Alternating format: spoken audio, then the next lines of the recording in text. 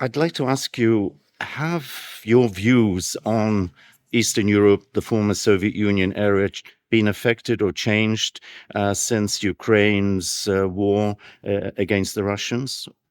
I think that everything one has seen has confirmed the fact that Russia itself is a prisoner of its own history and cannot change. It has repeated the horrors of the past in so many ways, above all, the Russian attitude to war being based on conspicuous cruelty as a weapon of war. And we're seeing this, we saw it in 1945, and we're seeing it again now in Ukraine. So, from that point of view, I'm afraid it only sort of confirms or even exaggerates one's previous horrors from the Second World War and earlier. But, Sir Antony, was Ukraine taken seriously before 2014 in the West?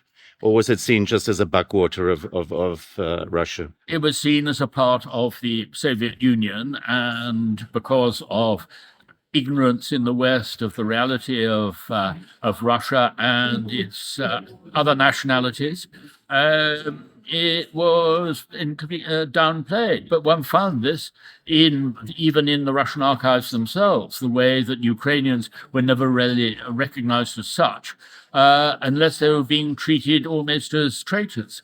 This was quite clear. All of the nationalities were treated as second-class citizens, especially within the Red Army. And when it came to the victory speech of 1945, Stalin again put forward the Russians as the heroes of the Red Army. And basically denigrated every other, not just Ukrainians, but Kazakhs and others, all of the others who formed the Red Army itself. But still found it expedient to propose a UN seat for Belarus and Ukraine. Yes, but that was his way of balancing things out with facing Roosevelt's proposals on the way that the UN would be put together. I mean, Stalin was perfectly prepared to give way to a certain degree on the UN. As far as he was concerned, it was something to keep Roosevelt quiet. All he was interested in was Poland and establishing total control over Poland and, of course, over the areas where the Red Army, as one knows from their own archives, was in power, because they certainly were not going to abandon those countries or the occupation of those countries, because Stalin, let's face it, the origins of the Cold War lay in 1941.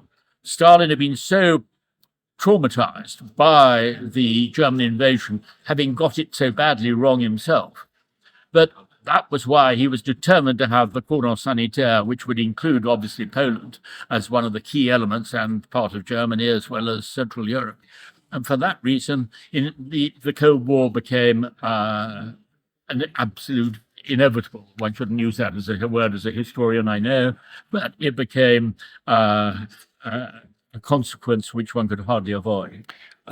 Finally, I don't want to keep you, that we have a busy schedule here. Your key messages today in a nutshell. What are you going to tell this public in the House of Commons today?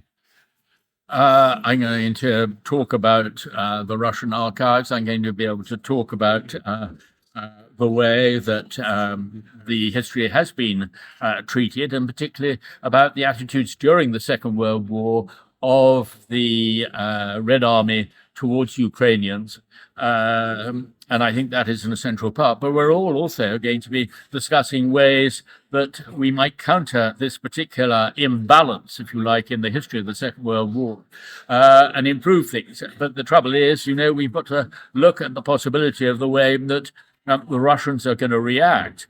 And the very fact that they hold the archives in Podolsk is going to be one of the sort of key elements. Thank you very much, Sir Antony, not only for what you've said today, for all the great work you've done over the decades. Thank you very much. With great admiration from all your readers in Ukraine. Thank you.